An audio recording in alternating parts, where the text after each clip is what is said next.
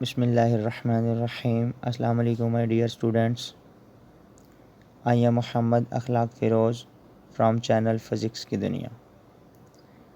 आज हमारा जो क्वेश्चन है वो है 2.18। Name the 3 different conditions that could make A1 cross A2 is equal to 0। दो वेक्टर्स हैं, एक A1 है और एक A2 है। उनका जब क्रॉस प्रोडक्ट करो तो वो 0 की इक्वल है। इसके लिए आपने 3 कंडीशंस का नाम बताने हैं, 3 डिफरेंट कंडीशंस बतानी है।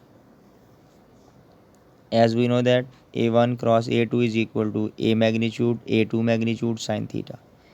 सिंपल, ये दो वेक्टर्स का क्रॉस प्रोडक्ट है, जिस तरह हमने करैक्टरिस्टिक्स में देखा था जब हमने वेक्टर प्रोडक्ट पढ़ा था। तो इसकी डेफिनेशन कुछ इस तरह से आई थी, A sine theta n unit vector. n unit vector हम नहीं ले रहे। वो क्यों नहीं ले रहे?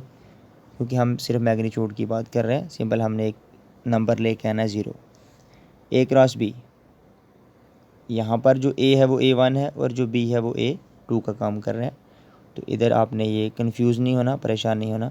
A1 cross A2 is equal to A1 A2। B की जगह पे वो A2 ले रहा है और A की जगह पे वो A1 ले रहा है। अब ये कब 0 होंगे? पहली कंडीशन है अगर A1 एक नल वेक्टर हो। नल वेक्टर होने का क्या मतलब है कि A1 की जो मैग्नीट्यूड है वो 0। A1 की जगह 0 आ जाएगा।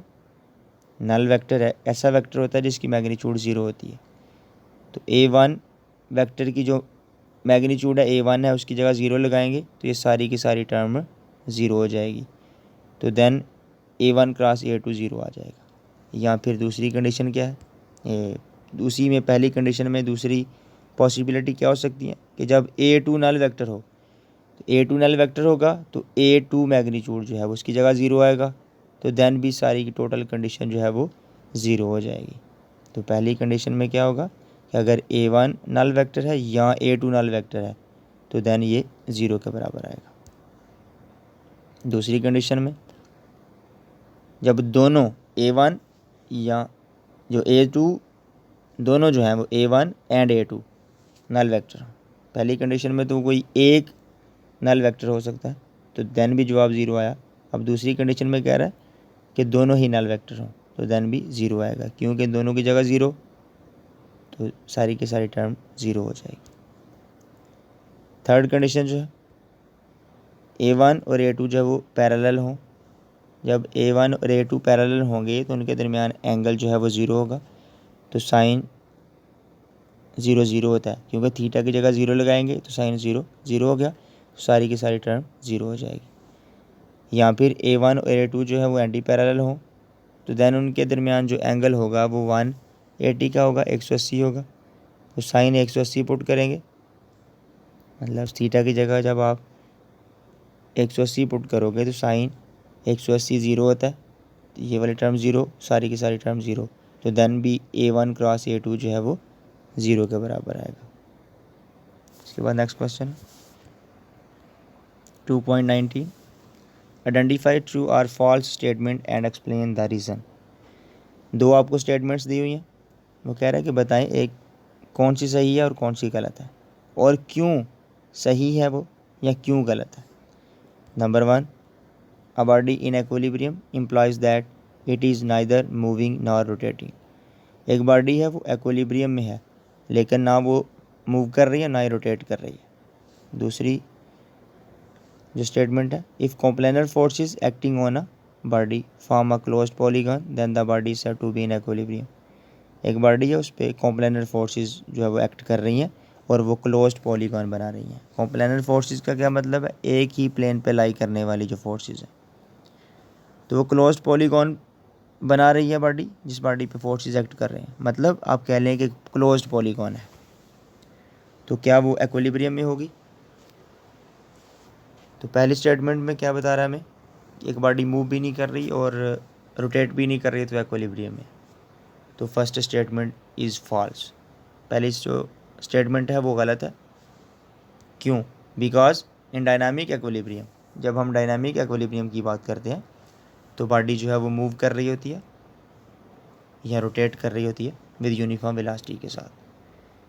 अब इक्विलिब्रियम में होने का मतलब ये है कि दोनों टाइप्स पूरी होनी चाहिए, स्टैटिक इक्विलिब्रियम और डायनामिक इक्विलिब्रियम। बॉडी रेस्ट पे है, स्टैटिक इक्विलिब्रियम तो हो रही है लेकिन डायनामिक इक्विलिब्रियम नहीं है, तो फिर हम बॉडी को नहीं कह सकते कि वो इक्विलिब्रियम में है। इसीलिए ये स्टेटमेंट गलत है। नेक्स्ट स्टेटमेंट में वो कह रहा है कि एक क्लोज्ड पॉलीगॉन है और उस पर कॉम्प्लेनर फोर्सेस जो है वो एक्ट कर रही हैं, तो क्या वो इक्विलिब्रियम में होगी? तो यस, ये स्टेटमेंट ठीक है, ये ट्रू स्टेटमेंट है। क्यों? क्योंकि जो इक्विलिब्रियम की पहली शर्त है, कंडीशन है, वो पूरी हो रही है। उसमें वो कह रहा है sum of all the forces acting on a body is equal to zero. तो क्लोज्ड पॉलीगॉन पे जो सम ऑफ फोर्सेस होती हैं वो हमने एक सवाल में भी डिस्कस किया था कि A vector plus B vector plus C vector plus D vector plus E vector plus F vector is equal to zero आया था। इसका मतलब है sum of all the vectors, sum of all the forces लग रही है ना, ये फोर्सेस का नाम हमने रखा है, A B C D vectors हैं, तो ये फोर्सेस हैं इज इक्वल टू ज़ीरो। तो फर्स्ट कंडीशन जो है वो फुलफिल हो रही है। तो बॉडी के एक्विलिब्रियम में होने के लिए कोई एक कंडीशन भी पूरी हो रही हो तो हम कह सकते हैं कि बॉडी कंडीशन में है।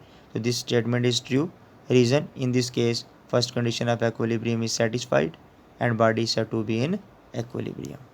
तो बॉडी जो है वो एक्विलिब्रियम में होगी, ये स्टेटमेंट ट्रू है। उसके बाद नेक्स्ट क्वेश्चन है, अ पिक्चर इज सस्पेंडेड। एक तस्वीर है वो आपने इस तरह से लटकाई हुई है दीवार के साथ दो रस्सियों से। Show by the diagram configuration, कहता है उसकी डायग्राम भी बनाएं और आपने जो स्ट्रिंग में जो रस्सियों में टेंशन टी है वो भी बताना है कि वो कब मिनिमम होगी। तो अगर आप गौर करें डायग्राम पे तो उसकी जो पिक्चर कन्फिग्रेशन है कुछ इस तरह से है। ये एक पिक्चर है, इसको आपने दीवार के साथ लटका दिया दो रस्सियों के साथ। इसकी टेंशन टी है, इसकी टेंशन भी टी है। नीचे को इसका जो वेट है वो डब्ल्यू है। If two strings are perpendicular, जब दोनों 90 के एंगल बना रही होंगी, देन में जो पिक्चर जो टेंशन होगी, मतलब दोनों स्ट्रिंग्स जो हैं जब परपेंडिकुलर होंगी पिक्चर के साथ, मतलब पिक्चर के साथ जो वो 90 के एंगल बना रही होंगी, तो देन जो टेंशन होगी दोनों में, दोनों स्ट्रिंग में जो टेंशन होगी, ये वाली इसमें टेंशन और इसमें टेंशन, वो सेम होगी और वो मिनिमम वैल्यू रखेंगी। दोनों की जो वैल्यू है वो कम से कम होगी। अब इधर अगर आप फर्स्ट कंडीशन अप्लाई करें, तमाम फोर्सेस का सम जो है वो ज़ीरो लेंगे हम, एक ये फोर्स, एक ये फोर्स और एक ये force, T plus T minus W. अब फर्स्ट कंडीशन तो कहती है सबका सम होना चाहिए, लेकिन हमने माइनस लगाया डब्ल्यू के साथ। क्यों? क्योंकि ये डाउनवर्ड डायरेक्शन में है, अपोजिट साइन की वजह से। हम टेंशन टी ऊपर को जा रही है और वेट नीचे को अप्लाई कर रहे हैं, तो वो नेगेटिव साइन होगा, is equal to zero. W negative है, उधर जाके पॉजिटिव हो जाएगा। T1 टी और टी जो है 2t आ जाएंगे, is equal to W. T is equal to 1/2, W 1/2 0.5 के बराबर होता है डब्ल्यू। तो इस टेंशन मतलब इस वैल्यू पे जो टी है वो मिनिमम होगा। इसके बाद नेक्स्ट क्वेश्चन है 2.21, can a body rotate about its centre of gravity under the action of its weight. कहता है कि बॉडी जो है वो अपनी सेंटर ऑफ ग्रेविटी पे के गिर्द रोटेट कर सकती है? No, under the action of its weight. कहता है जब उस पर वेट फोर्स लग रही हो तो क्या वो अपने सेंटर के गिर्द रोटेट करेगी? नो, ऐसा पॉसिबल नहीं है। No, it is not possible. क्यों? क्योंकि इस केस में जो line of action of force है, मतलब जो उसकी वेट की फोर्स है, वो उसके सेंटर में से ही पास कर रही है, उसके सेंटर में से ही पास कर रही है। इसका मतलब है इसका जो मूवमेंट आर्म है वो ज़ीरो है, कहीं पे भी एल नहीं है। टार बेसिकली अगर ऐसा होता, ये जो सेंटर है, तो किसी इस एज पे फोर्स लग रही होती तो देन तो ये मूवमेंट आर्म होना था, लेकिन जब वो सेंटर में से ही पास कर रही है, इधर में से पास कर रही है सेंटर में से ही, तो कोई भी मूवमेंट आर्म नहीं है, मूवमेंट आर्म ज़ीरो है। L is equal to zero, so tau is equal to L F. L की जगह पे ज़ीरो लगाएंगे एफ, और जब ज़ीरो एफ के साथ मल्टीप्लाई होगा टाउ की इज इक्वल टू ज़ीरो, ये डायग्राम आ जाएगी। डब्ल्यू शो कर रहा है वेट को। Hence the body can not rotate या can't rotate about its centre. उम्मीद करता हूँ आपको समझ आई होगी। मिलते हैं नेक्स्ट लेक्चर में, तब तक अपना ख्याल रखिएगा। और अगर हमारी वीडियो पसंद आई हो तो इनको ज़्यादा से ज़्यादा लाइक और शेयर कीजिएगा।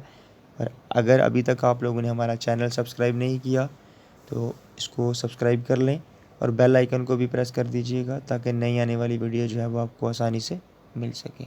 अल्लाह हाफिज़।